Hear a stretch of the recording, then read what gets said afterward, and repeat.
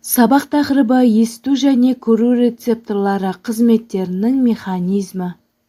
Адам ағзасында сезімтал рецепторлар орналасқан. Көру рецепторлары көздің тор қабығында таяқша және құтыша деп аталады. Тері рецепторлары теріде жанасуды, ауырсынуды, температураны сезетін түрлері бар. Иіс сезу рецепторлары тыныс алу мүшесінде кездеседі. Есту рецепторлары ішкі құлақ бөлімінде орналасқан. Дәм сезу рецепторлары ащыны, тәтті, қышқыл, тұздыны сезетін рецепторлар тілде орналасқан.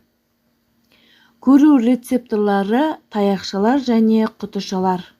Олар тор қабықта орналасқан және таяқшалар мен құтышаларда затқа түскен сәуленің сынуынан жүйке импульсі пайда болады. Жүйке импульсінің әсерінен пайда болған биохимиялық механизм күрделі. Құтышалар сияқты таяқшаларда арнайы заттар көру пигменттері болады.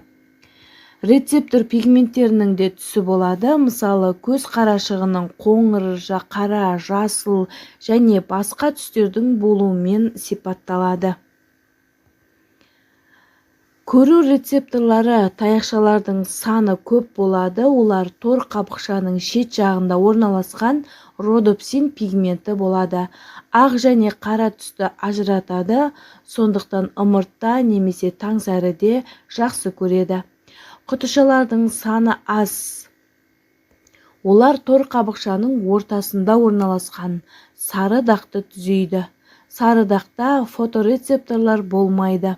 Онда иодопсин пигменті болады және түрлі түсті ажыратады. Құтышалар тек қана жақсы жарықты қабылдайды. Олардың қызыл, жасыл, көк түстері болады. Олар өзара бірігіп, басқа түстердің көрінуіне мүмкіндік береді.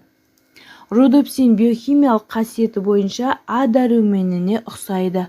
Сондықтан тағамда А дәруменінің көп мөлшерде пайдаланса, ымыртта жақсы көруге әсер етеді.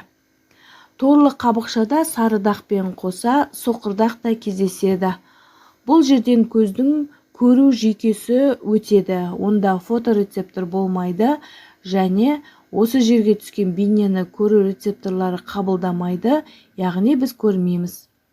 Көру рецепторлары үлкен ми сыңарының шүйде бөлігінде шоғырланған, ол жерде талдау жасалып, түстерді қабылдайды және сол кезде біздің көзіміз заттың бейнесін көре алады. Мида заттың бейнесі төңкерілген күйде қабылданады.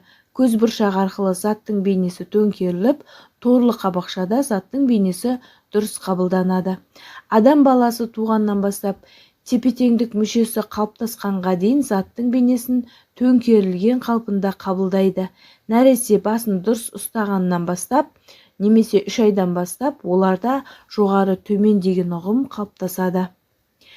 Есту рецепторлары ішкі құлақтағы ұлу денеде орналасқан кірпікшелі жасушалар болып табылады. Бұл жасушаларда естумен қатар тепе-теңдік мүшесі вестибула аппараты да қалыптасқан.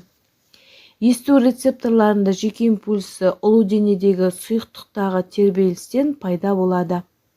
Алдымен дабыл жарғағына келген дыбыс тітіркеніп, ортаңғы құлақ сүйекшелеріне береді. Сүйекшелер ұлу денедегі доғаның мембранасын және ондағы сұйықтыққа әсер етеді.